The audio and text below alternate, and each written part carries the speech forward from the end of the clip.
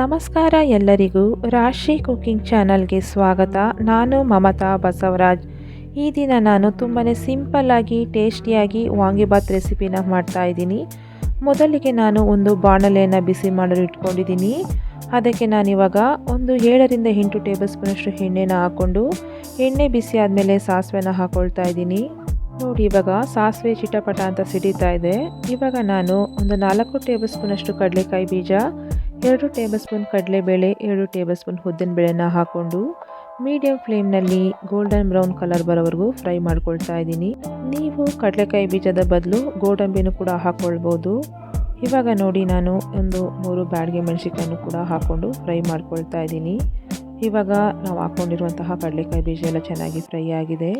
ಇದಕ್ಕೆ ನಾನು ಒಂದು 3 ಈರುಳ್ಳಿನ ಕಟ್ ಮಾಡಿ ಹಾಕ್ಕೊಳ್ತಾ ಇದ್ದೀನಿ. ಹಾಗೆ ಒಂದು ಕಡ್ಡಿ ಕರಿಬೇವು, ಸ್ವಲ್ಪ ಉಪ್ಪು, ಸ್ವಲ್ಪ ಹಿಂಗನ್ನು ಹಾಕ್ಕೊಂಡು ಈರುಳ್ಳಿನ ಫ್ರೈ ಮಾಡ್ಕೊಳ್ತಾ ಇದ್ದೀನಿ.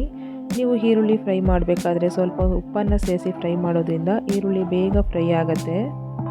ನೋಡಿ, ಇವಾಗ ಈರುಳ್ಳಿನ ಫ್ರೈ ಮಾಡ್ಕೊಂಡಿದ್ದಾಗಿದೆ. ಇದಕ್ಕೆ ನಾನಿವಾಗ ಕಟ್ ಮಾಡ್ಕೊಂಡಿರುವಂತಹ ಬದನೆಕಾಯಿನ ಹಾಕ್ಕೊಳ್ತಾ ಇದ್ದೀನಿ. ಆದಷ್ಟು ಎಳೆ ಬದನೆಕಾಯಿನ ತೊಗೊಳ್ಳಿ, ವಾಂಗಿಬಾತ್ಗೆ ಚೆನ್ನಾಗಿರುತ್ತೆ. ಇವಾಗ ಸ್ವಲ್ಪ ಅರಿಶಿನ ಹಾಕ್ಕೊಂಡು ಎಣ್ಣೆಯಲ್ಲಿ ಚೆನ್ನಾಗಿ ಫ್ರೈ ಮಾಡ್ಕೊಳ್ಬೇಕು. ಬದನೆಕಾಯಿ ಎಣ್ಣೆಲೇ ಚೆನ್ನಾಗಿ ಫ್ರೈ ಆಗಬೇಕು, ಅಲ್ಲಿವರೆಗೂ ಫ್ರೈ ಮಾಡ್ಕೊಳ್ಬೇಕು. ಇದು ನೋಡಿ, ಇಷ್ಟು ಚೆನ್ನಾಗಿ ಫ್ರೈ ಮಾಡ್ಕೊಳ್ಳಿ. ಇವಾಗ ಇದಕ್ಕೆ ಒಂದು 3ರಿಂದ 4 ಟೊಮೊಟೊನ ಸಣ್ಣದಾಗಿ ಕಟ್ ಮಾಡ್ಕೊಂಡು ಹಾಕ್ಕೊಳ್ತಾ ಇದ್ದೀನಿ. ಸ್ವಲ್ಪ ಸಾಫ್ಟ್ ಆಗೋವರೆಗೂ ಟೊಮೊಟೊನ ಫ್ರೈ ಮಾಡ್ಕೊಳ್ಳಿ. ಈ ರೀತಿ ವಾಂಗಿಬಾತ್ ರೆಸಿಪಿನ ತುಂಬಾ ಸಿಂಪಲ್ಲಾಗಿ ಟೇಸ್ಟಿಯಾಗಿ ಮಧ್ಯಾಹ್ನ ಲಂಚ್ಗೆ, ನೈಟ್ ಡಿನ್ನರ್ಗೆ ಮಾಡ್ಕೊಳ್ಬೋದು. ಲಂಚ್ ಬಾಕ್ಸು ಕೂಡ ತುಂಬಾ ಪರ್ಫೆಕ್ಟ್ ಆಗಿರುತ್ತೆ. ಇವಾಗ ನೋಡಿ, ಟೊಮೊಟೊ ಎಲ್ಲ ಚೆನ್ನಾಗಿ ಸಾಫ್ಟ್ ಆಗಿದೆ. ಇದಕ್ಕೆ ನಾನು ವಾಂಗಿಬಾತ್ ಪೌಡರ್ನ ಹಾಕ್ಕೊಳ್ತಾ ಇದ್ದೀನಿ.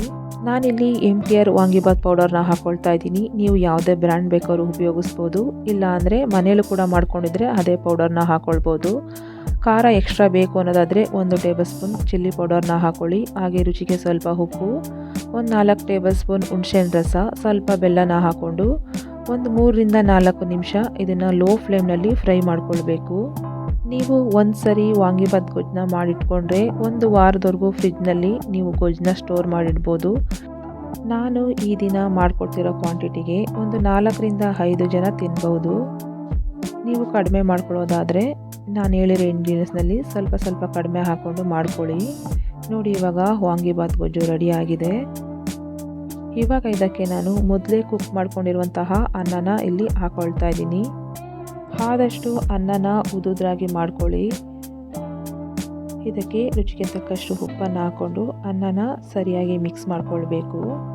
ನಾನಿಲ್ಲಿ ಸ್ವಲ್ಪ ರೈಸ್ ಜಾಸ್ತಿನೇ ಹಾಕ್ಕೊಂಡು ಕಲಿಸ್ಕೊಳ್ತಾ ಇದ್ದೀನಿ. ನೀವು ಬೇಕಿದ್ರೆ ನಿಮಗೆ ಟೇಸ್ಟ್ಗೆ ಯಾವ ರೀತಿ ಬೇಕು ಆ ರೀತಿ ಕಲಿಸ್ಕೊಳ್ಳಿ.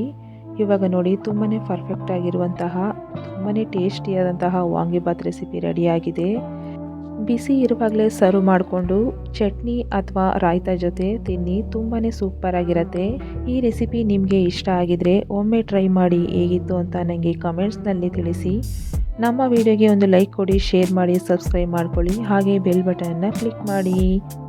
ಮತ್ತೆ ಇನ್ನೊಂದು ರೆಸಿಪಿ ಜೊತೆ ಬರ್ತೀನಿ. Thank you.